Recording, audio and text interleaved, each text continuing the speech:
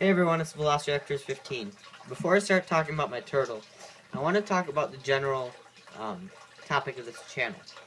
Right now, it's kind of about animals and tanks and stuff like that, but you may or may not know that I have a different channel called Herper15, and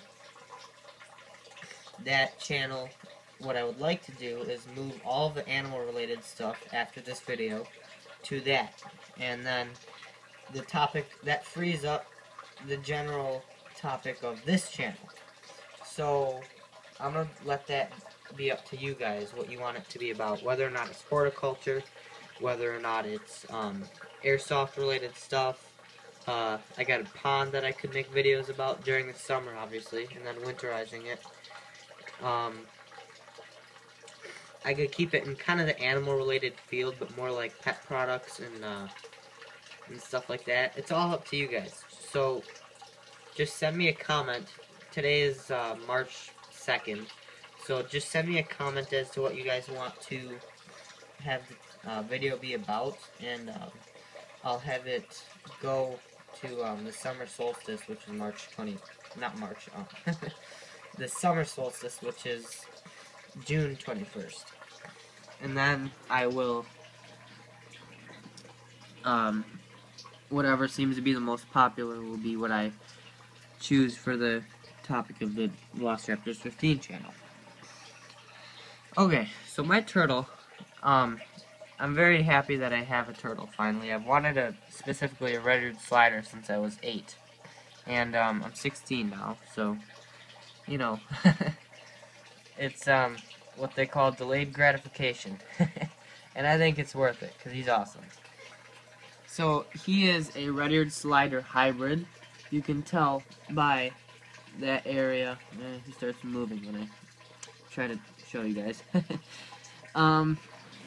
So, you can see that he has the red blotch will kind of mush into, for lack of a better word, it will mush or run into a yellow stripe on his neck.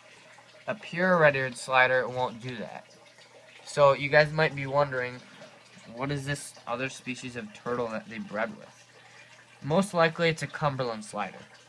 And in fact it is a Cumberland slider, because if it were part yellow belly, then he would have different traits. So you can see that there's the stripe, and then also his legs and his head will have more yellow than they will black. So he's hypomelanistic, which means he is less black in Latin.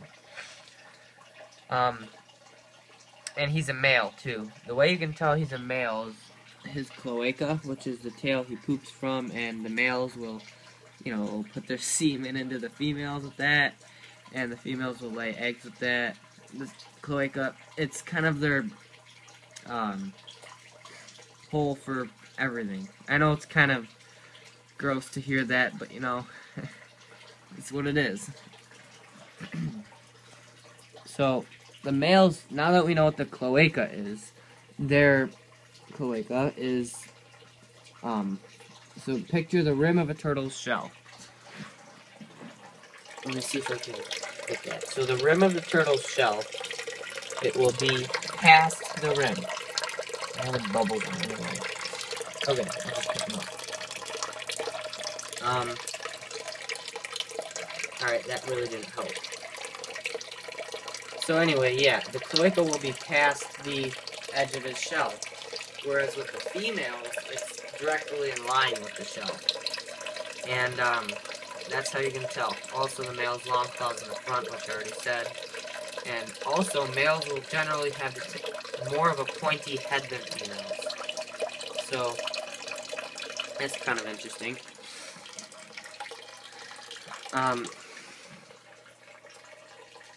My turtle, his name is Flamethrower. He's in a 40-gallon tank, and he has, for filtration, a Tetrafauna decorative reptofilter in the Woodlands form. Great filter. I'll do another review on that. And behind this, kind of looks like pot. This plant right here, it's fake, obviously. there is a Petrofauna normal filter. So that is for a 20-gallon tank, I think at max. And I'm gonna recover that up. There we go. And then this one is for a 55-gallon tank. So they say that you should have at least double infiltration the size of the filters. So the size of the tank should be double infiltration. So 70 gallons is basically just short of double 40. 10 gallons short, which you can tell that the filtration does an excellent job. The water's crystal clear. And also, this bamboo fountain that I made is attached to a pump. And I think that the pump is kind of a filter itself. It kind of, because, you know, the pump will have the, what do you call it, the spinny thing. Jeez, I can't think today. I want to call it a rotary, but, anyway, the spin rotary, for lack of a better word, I can't think of it, will kind of it'll draw in water, and the slats on the pump cover will kind of suck in some junk, poop, whatever. So the fountain itself is kind of a filter, which is really cool. So technically there's kind of 2.5 filters. I feed my turtle. Males tend to like their protein more than female turtles. So I feed him for protein. I feed him, these aren't crickets, but I will give him freeze-dried crickets. Freeze-dried in the winter when he's inside, and then I will put him in an outdoor habitat for a couple days in the summer so that he can take advantage of the natural light. So I will give him crickets, and what's in here is freeze-dried shrimp. I'm not sure if you guys can see that, but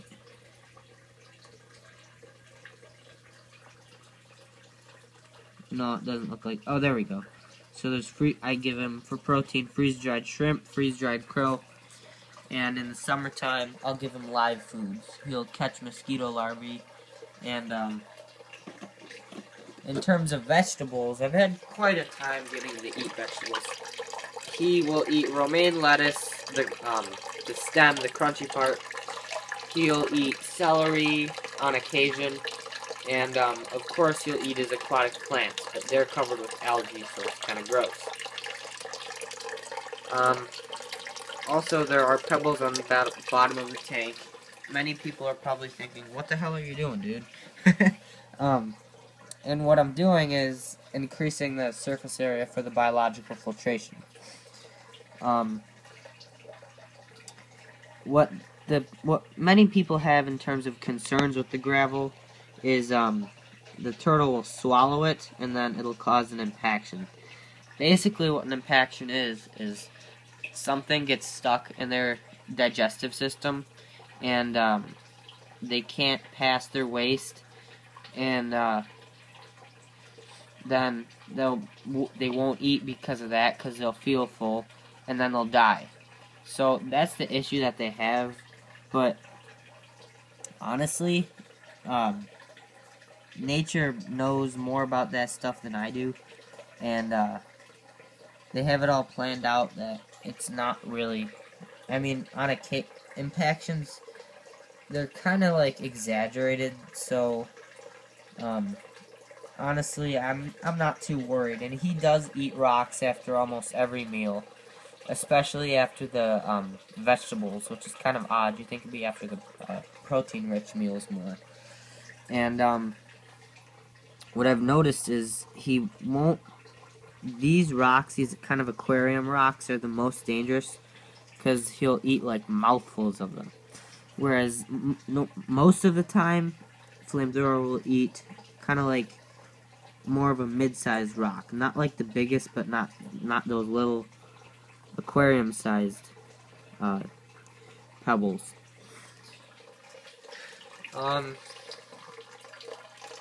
Hiding places are very important. When he was smaller, flamethrower used to hide in that fake rock. There's a cavern, but now that's where the fish hide at night. And now he hides underneath this fake plant there.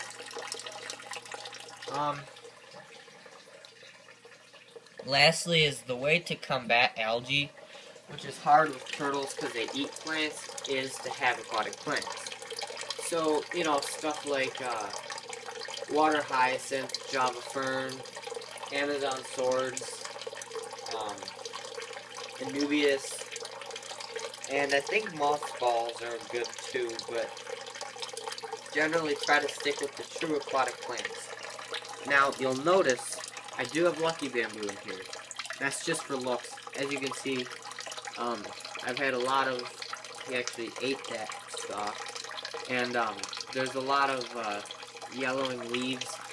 Lucky bamboo is really a soil plant. I need to get this potted into soil, and it's really just for looks until I can get some true aquatic plants. Lucky bamboo is not an aquatic plant. If you want to learn more about how you should pot up a lucky bamboo, maybe you guys will be interested in horticulture, and then I'll decide upon that. So, I'll make more videos about horticulture, but for right now, if you wanted to look up, you know, details about it, look up Lucky Bamboo Expert, and go to his older videos, because now he basically covered everything that there is to know in terms of Lucky Bamboo. So go to his older videos about bamboo propagation, potting, watering, and all that, and he'll take care of all that for you. So oh, and also in terms of hybridization, more videos. Look up Diamondback Terrapin's hybrid video. He has one about sliders and painted turtles, and then another about Diamondback Terrapins. That's another great channel for turtle-related stuff. He's got a lot of turtles, a lot of experience, so, you know, I've had a lot of turtles outside, but basically I'm a novice in terms of keeping them indoors, in terms of the UV and stuff like that. It's easy, but a novice is still a novice. Anyway, guys, if you have any questions, just send me a comment, and thanks for watching. Bye.